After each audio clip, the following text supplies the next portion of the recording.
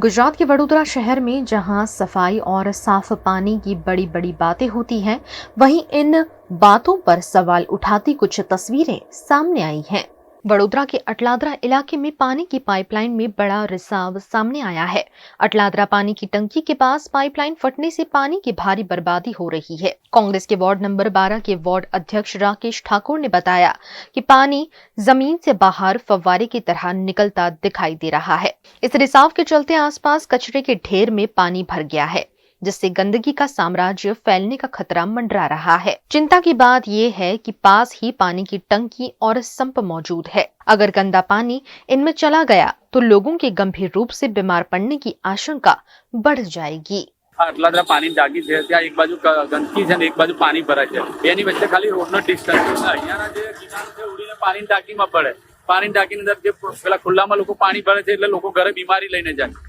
એટલે કોર્પોરેશનને કઈ પડી નહીં લોકોના સ્વાસ્થ્ય સાથે ચેડા કરી રહ્યું છે જ્યાં પાણી ભરે છે ત્યાં બી એટલી પારવાર ગંદકી છે અને બાજુમાં જ પંપ હાઉસ છે પાણીનું ત્યાંથી લોકોના ઘરે પાણી જાય છે એટલે એ જ ગંદકી વાળું પાણી ઉતરીને પાછું પાણીના સંપમાં ઉતરે લોકોના ઘરે બીમારી જવાની એટલે લોકોને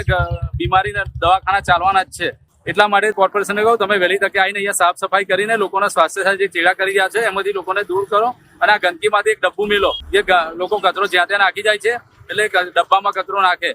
અને લોકોને બી મેં એક સમજ આપવા માંગુ છે તમે કચરો કચરા પેટીમાં નાખો ખુલ્લામાં ના નાખો લોકોના ઘરે પાણી નથી આવતું લોકો ક્યાં ક્યાંથી ભરવા છે બિલ રોડ પરથી આવે છે કલાલી ઉડાના મકાનોથી આવે છે પછી અહીંયા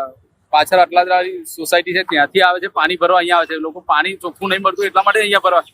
ભરવા આવે તો અહીંયા બી લોકોને બીમારી વાળું પાણી મળે છે એટલા માટે મેં એવું કહું છું વહેલી તકે કોર્પોરેશન આનું નિવારણ લાવે એટલે કચરો જ્યાં ત્યાં લોકો નાખે ના અને કચરાનું ડબ્બું મેકો એટલે લોકોના બીમારી ના જાય અને લોકોના વહેલી તકે જે વેચાતા પાણી પીવા પડે છે એની જગ્યાએ હર ઘર નલ યોજના છે તમારી એને તમે સાર્થક કરો અને લોકોના ઘરે ચોખ્ખું પીવાનું પાણી પ્રોવાઈડ કરો।